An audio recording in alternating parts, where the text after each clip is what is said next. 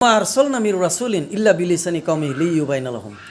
আমি প্রত্যেক রাসূলকে তার কওমের ভাষায় পাঠিয়েছি যাতে তিনি তাদের কাছে বর্ণনা দেয়।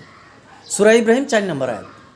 তাহলে আল্লাহ পাক প্রত্যেক কওমের কাছেই তিনি রাসূল প্রেরণ করেন ওই কওমের ভাষা দিয়ে, যাতে করে এই রাসূলগণ এই কওমকে সহজেই আল্লাহর দিকে ডাকতে পারে, বুঝাইতে পারে, আল্লাহর রাস্তা চিনাইতে পারে, সৎপথ দেখাইতে পারে। তাহলে এই রাসূলগণ কারা?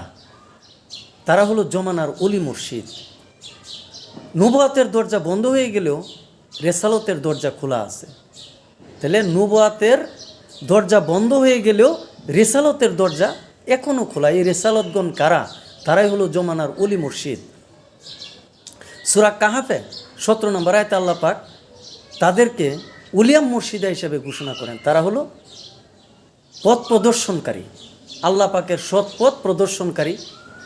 তাহলে তাদের একমাত্র কাজই হলো আল্লাহ পাক তাদেরকে কওমে পাঠান একমাত্র দায়িত্ব দিয়ে, যেটা হলো এই কওমকে আল্লাহর দিকে ধাবিত করা, আল্লাহর রাস্তায় ডাকানো, আল্লাহর সৎপথ দেখানো।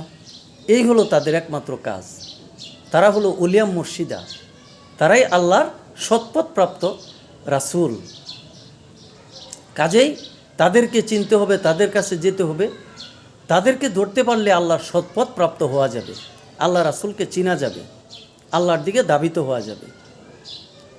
তাইলে এই রাসূলগণ যুগে যুগে কালে কালে আসছেন এবং আসতে থাকবেন, এবং কিয়ামতের আগ পর্যন্ত এই রাস্তা খোলা থাকবে। কাজেই তারা যদি না আসেন, না থাকেন, তাইলে সমাজ তথা দেশ অন্ধকারাচ্ছন্ন হয়ে যাবে। ধন্যবাদ।